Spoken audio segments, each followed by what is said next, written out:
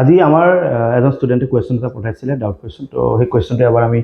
solve কৰিছোঁ কুৱেশ্যনটো কি দিয়া আছে আমাৰ আজি কুৱেশ্যনটো দিয়া আছে যে ভলিউম অফ টু স্পেয়াৰ দুটা স্পেয়াৰ আছে স্পেয়াৰ দুটাৰ ভলিউমৰ যেটো অনুপাতটো দিয়া আছে 64:27 তো ধৰি লৈছো প্ৰথম এটা স্পেয়াৰ আছে তাৰ ৰেডিয়াস সপোজ ক্যাপিটেল R আৰু এটা স্পেয়াৰ আছে তাৰ ৰেডিয়াস সপোজ স্মল r ইয়াৰ যদি ভলিউম সূত্ৰটো লিখো তো কি হ'ব 4/3 পাই r কিউব হ'ব আৰু ইয়াৰ যদি ভলিউম সূত্ৰটো লিখো আমি কি হ'ব 4/3 পাই স্মল r কিউব দুয়োৰে যেটো অনুপাতটো আমাক কি দিয়া আছে 64/27 ওকে 4/3 আমি ক্যান্সেল কৰিছা পাই তুমি ক্যান্সেল কৰিছা 64 বুলি ক'লে 4 কিউব আৰু 27 মানে হৈছে 3 কিউব যকৈ যদি মই কিউব কৰো এনেকে লিখিব পাৰো তো ইয়াতে কিউব আৰু ইয়াতে কিউব তো ইয়াতে কোনটা কি যাব r/r থাকি যাব ইয়াতে কোনটা কি যাব 4/3 আমি ওলাব লাগে the ratio of their surface area ইয়াৰ সাৰফেস এৰিয়া ফৰ্মুলাটো কি 4 π r² আৰু ইয়াৰ সাৰফেস এৰিয়া ফৰ্মুলাটো হৈছে 4 π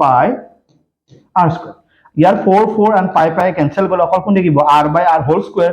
r/r মানে কি হইছিল 4/3 আর 4/3 যদি আমি স্কয়ার কৰো 4 4 is 16 3 3 is 9 that means answer is 16:9 আছে